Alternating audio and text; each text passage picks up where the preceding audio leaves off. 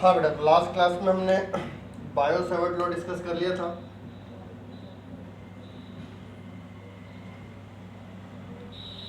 और इसके अकॉर्डिंग हमने मैग्नेटिक फील्ड इंटेंसिटी फाइंड की थी किसी स्मॉल एलिमेंट के कारण, जिसकी वैल्यू आ रही थी मेरे पास dB is equal to mu not by 4 pi IDL sine theta by R square, और जो वेक्टर फॉर्म में इसकी वैल्यू थी बेटा mu not by 4 pi IDL cross R divide by R cube. Correct. ये हमने बायो सेवर्ट लॉ के through magnetic field intensity find की थी due to small element of any conductor. Correct. अभी यहाँ पर हमें बायो सेवर्ट लॉ का एप्लीकेशंस देखने हैं। जैसे सबसे पहले हमने क्या फाइंड किया था कि मैग्नेटिक फील्ड प्रोड्यूस होता है किसी भी करंट कैरिंग कंडक्टर के अराउंड। फिर हमने देखा था कि उस मैग्नेटिक फील्ड की डायरेक्शन क्या होती है, और फाइनली हमने फिर क्या देखा था कि इस मैग्नेटिक फील्ड का अमाउंट कितना होता है। ठीक है। तो अब यहाँ पर मैग्नेटिक फील्ड का अमाउंट डिफरेंट सब्सटेंस के अराउंड क्या होगा देखें। तो सबसे पहले हम क्या फाइंड कर रहे हैं बेटा, यहाँ पर जो हमें कैलकुलेट करना है, it is magnetic field intensity due to a current carrying circular ring at a point on its centre. तो हेडिंग है आपका magnetic field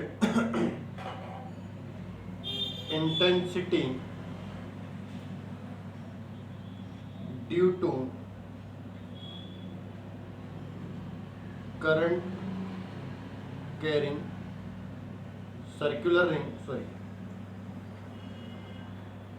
magnetic field intensity due to current carrying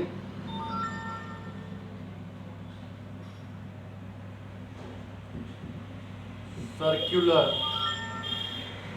ring. Correct. तो इसमें हमारे पास एक circular ring होगी बेटा, और ये कहाँ फाइंड करना है हमें, एट इट्स सेंटर, करेक्ट। तो मेरे पास एक करंट कैरिंग सर्कुलर रिंग है। करंट कैरिंग मतलब इसमें जो करंट है फ्लो हो रहा है, मान लो कि क्लॉकवाइज डायरेक्शन में। ठीक है। और मुझे सेंटर सी पर मैग्नेटिक फील्ड इंटेंसिटी कैलकुलेट करना है। तो हमें यहाँ पर मैग्नेटिक फील्ड कैलकुलेट करने के लिए एक ही फॉर्मूला पता है, जो कि बायो सेवर्ट का फॉर्मूला होता है। ठीक है। बायो सेवर्ट के अकॉर्डिंग मुझे जब मैग्नेटिक फील्ड इंटेंसिटी फाइंड करनी होती है तो एक स्मॉल एलिमेंट लेना होता है DL। तो मैंने क्या किया, एक छोटा सा एलिमेंट ले लिया बेटा, कौन सा, DL। This DL element should be straight line, इतना छोटा लेना है हमें, स्ट्रेट लाइन की तरह बिहेव करना चाहिए, मतलब टेंजेंट लेना है इनडायरेक्टली बोले तो। ठीक है। अब इस एलिमेंट के कारण इस एलिमेंट को मैंने क्या किया, इस पॉइंट से जोड़ा जहाँ पर हमें इंटेंसिटी फाइंड करनी है। तो ये मेरा जो पॉइंट R होगा वो रेडियस के इक्वल ही होगा, तो कोई प्रॉब्लम वाली बात नहीं है हमें। यहाँ पर हमें R की वैल्यू पता है जो कि रेडियस के इक्वल होगी। Now current in coil is I, so according to Biot Savart law, according to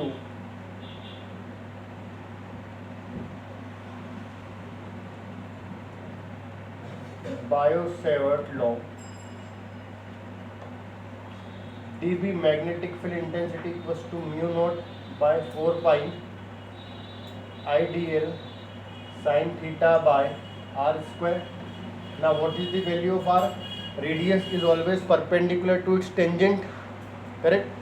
किसी भी सर्कुलर पाथ में जो रेडियस होती है हमेशा टेंजेंट के परपेंडिकुलर होती है। तो थीटा इज 90, तो dB is equals to mu not by 4 pi IDL sine 90 by R square. Now what is the direction of DB? According to right hand thumb rule, current के direction में thumb होना चाहिए, fingers point की तरफ, fingers is rotating inward direction, और inward direction को हम cross से रिप्रेजेंट करते हैं। ऐसे जितने भी एलिमेंट्स आएंगे बेटा, सभी की जो मैग्नेटिक फील्ड होगी कहाँ पर होगी, इनवर्ड डायरेक्शन में होगी। तो सभी मैग्नेटिक फील्ड एड होगी। मतलब हमें क्या करना है, उन्हें इंटीग्रेट करना है। तो टोटल जो मैग्नेटिक फील्ड इंटेंसिटी आएगी, total magnetic field intensity integration of dB is equal to mu not by 4 pi I by R square common है, इंटीग्रेशन ऑफ DL तो मैग्नेटिक फील्ड इंटेंसिटी कितनी हो जाएगी, बी हो जाएगी। इंटीग्रेशन जीरो से कहाँ पर हो रहा है, लेंथ कितनी है बेटा इसकी, 2πr के इक्वल होगी। 2πr is circumference of circle, mu note by 4π I divide by r square, integration of dl is 2πr। Solve करेंगे, mu naught I by 2r, this is the magnetic field intensity due to current carrying circular ring at it centre. अभी ये जो magnetic field हमने find की है, ये ring के current find किए सेंटर पर। अगर रिंग में एक ही टर्न होता है, only 1 turn present, but suppose करो कि अगर मेरे रिंग में n टर्न्स हुए, मल्टीपल टर्न्स हुए, तो हर एक टर्न कितना इंटेंसिटी प्रोड्यूस करेगा बेटा, इतना इंटेंसिटी प्रोड्यूस करेगा। तो this is the intensity produce by single turn, ठीक है। तो अगर मेरे पास n टर्न्स हुए तो क्या होगा, तो magnetic field intensity at centre due to n turns, जो मैग्नेटिक फील्ड होगी n टर्न्स की, तो यहाँ पर n मल्टीप्लाई हो जाएगा, तो mu not N I by 2r। This is the value of magnetic field intensity at centre due to n turns, ठीक है। तो ये हमारा क्या हो गया बेटा, magnetic field intensity due to current carrying circular coil या रिंग एट इट्स सेंटर। तो बेटा हमारा नेक्स्ट टॉपिक होता है magnetic field intensity due to current carrying circular ring. अभी भी रिंग के कारण ही मैग्नेटिक फील्ड इंटेंसिटी फाइंड करना है, बट ये जो इंटेंसिटी है हमें सेंटर पर नहीं फाइंड करते हुए एक्सिस पर फाइंड करना है, ठीक है। तो हेडिंग है हमारा magnetic field intensity due to current carrying ring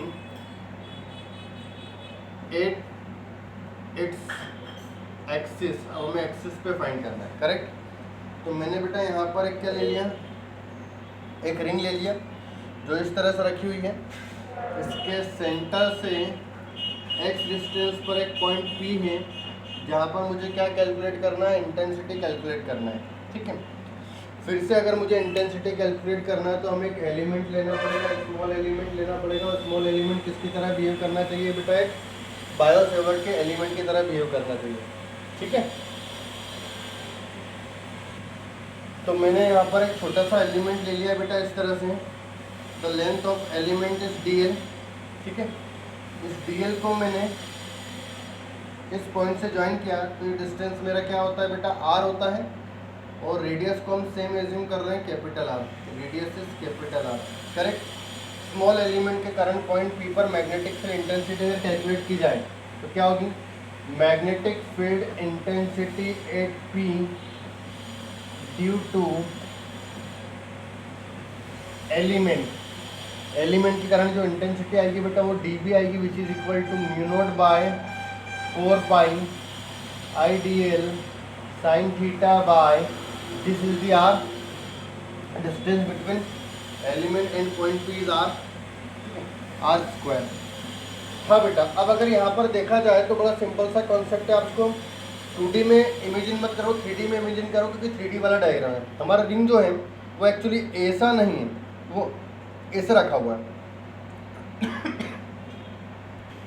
मतलब जो रिंग है वो इस बोर्ड के बाहर आ रहा है ऐसे, और ये रिंग और ये एक्सिस ऐसे हैं। ये मेरा छोटा सा एलिमेंट और एलिमेंट ऐसे कनेक्ट किया हुआ है। तो रिंग का ये एक छोटा सा एलिमेंट हुआ है आपको जो दिख रहा है, और वो ऐसे कनेक्टेड है, ठीक है, दिस इज। तो अगर आप इनके बीच में एंगल देखोगे तो angle between element and line मतलब R के बीच में एंगल कितना बन रहा है बेटा, 90 degree, correct. This is the angle of 90 degree. तो थीटा तो हमारा 90 डिग्री रहेगा, since theta is equal to 90। तो dB जो हो जाएगा बेटा हमारे पास क्या आ जाएगा, mu note by 4π IDL by R square. अब बेटा अगर इसकी डायरेक्शन देखें तो डायरेक्शन बड़े सिंपल सा कंफर्म है। मेरा एलिमेंट ये है और पॉइंट उधर है, और करंट जो है इस एलिमेंट में ऐसे फ्लो हो रहा है, ठीक, इस तरह से। अगर मैं इस तरह से देखूं तो मुझे क्लॉकवाइज दिखाई दे रहा है, तो करंट जो है वो इस तरह से फ्लो हो रहा है। तो यहाँ पर करंट की जो डायरेक्शन है वो इधर है, तो थंब को मैंने करंट की डायरेक्शन रखा और पॉइंट मेरा नीचे है। तो मैग्नेटिक फील्ड कैसे आ रही है, आउटवर्ड, ऐसे ऊपर की तरफ। तो जो मैग्नेटिक फील्ड होगी वो इसके से परपेंडिकुलर होगी। तो मैग्नेटिक फील्ड डीबी जो आएगी इस डायरेक्शन में आएगी बेटा, कैसे, perpendicular to the line joining DL to point P. तो यहाँ पर अगर मैं मैग्नेटिक फील्ड कैलकुलेट करता हूँ, एक वर्टिकल एक्सिस बनाया, एक हॉरिजॉन्टल एक्सिस बनाया, ठीक है, ये एंगल मेरा फाई हुआ तो ये वाला एंगल भी मेरा फाई होगा। इसके दो component dB cos phi, dB sin phi. Similarly यहाँ पर भी एक dl आएगा, उस dl को इससे ज्वाइन करेंगे, यहाँ पर dB आएगा, यहाँ पर भी फाई आएगा, इसके दो component dB cos phi, dB sin phi. तो अगर देखो बेटा आप, अपोजिट जो एलिमेंट आ रहे हैं उनके जो वर्टिकल कंपोनेंट है वो अपोजिट है और अमाउंट सेम है तो कैंसिल आउट हो जाएंगे, but horizontal component cancel out नहीं हो पा रहे। तो जो टोटल इंटेंसिटी आएगी बेटा वो सिर्फ और सिर्फ हॉरिजॉन्टल कंपोनेंट के कारण होगी। तो total magnetic field intensity at P B is equal to integration, जितने भी कंपोनेंट के डीबी साइन, जितने भी मैग्नेटिक फील्ड के डीबी साइन फाई कंपोनेंट होंगे वो सारे के सारे कंपोनेंट ऐड हो जाएंगे। ऐड करना मतलब इंटीग्रेशन करना है। डीबी की वैल्यू कितनी है बेटा, mu not by 4 pi I D L by R square into sine phi, correct. तो हमेशा जो मैग्नेटिक फील्ड होती है किसी भी करंट कैरिंग रिंग के एक्सिस पर वो प्लेन के परपेंडिकुलर होती है, एक्सिस की डायरेक्शन में ही होती है। तो ये मेरे पास इंटेंसिटी आई बेटा। अगर मैं इसमें साइन फाई की वैल्यू कैलकुलेट कर लूँ तो साइन फाई की वैल्यू कितनी आ रही है, देखो, mu not constant, 4 pi constant, I constant, D L constant, R square constant, sine phi is perpendicular divide by hypotenuse R, sorry D L हमारा वेरिएबल है, ठीक। तो यहाँ पर ये जो टर्म आ रही है मेरे पास, अगर मैं उसको इंटीग्रेट करता हूँ तो total intensity mu note by 4 pi R by R cube into integration of D L. Again D L means length of element, तो अगर इसको मैं इंटीग्रेट करूँगा तो क्या जाएगा बेटा, 2 pi R circumference, B is equal to mu naught, हमारे पास करंट की वैल्यू भी थी I, mu naught I R by 2 R cube. अगर मैं आर क्यूब की वैल्यू निकालूँ तो देखा बेटा आर ऐसे था, दिस इज आर, ये हमारा रेडियस था और ये हमारा एक्स था, ठीक है। तो आर की वैल्यू क्या आ जाएगी बेटा, आर की वैल्यू हो जाएगी R square plus x square, correct. तो ये हो जाएगा मेरे पास क्या, R square plus x square की पावर 3/2, म्यू नोट 4 पाई से 2 पाई गया 2 I R square divide by R. तो this is the magnetic field intensity due to ring at its axis. फिर वही वाली कहानी, अगर n टर्न्स होते तो magnetic field intensity due to n turns होंगे तो हम मल्टीप्लाई कर देंगे n का, mu not N I by R square divide by mu not N I R square divide by 2 times of R square plus x square की power 3/2 tesla, correct. इस तरह से हम मैग्नेटिक फील्ड इंटेंसिटी कैलकुलेट कर सकते हैं बेटा, ठीक है। तो ये हो गया क्या हमारा बायो सेवर्ट लॉ के अकॉर्डिंग हमने दो इंटेंसिटी फाइंड करी, एक रिंग के सेंटर पर, दूसरा रिंग के एक्सिस पर। आगे जाके हम कुछ और एप्लीकेशंस की देखने वाले हैं, ठीक है। तो आज के लिए इतना ही।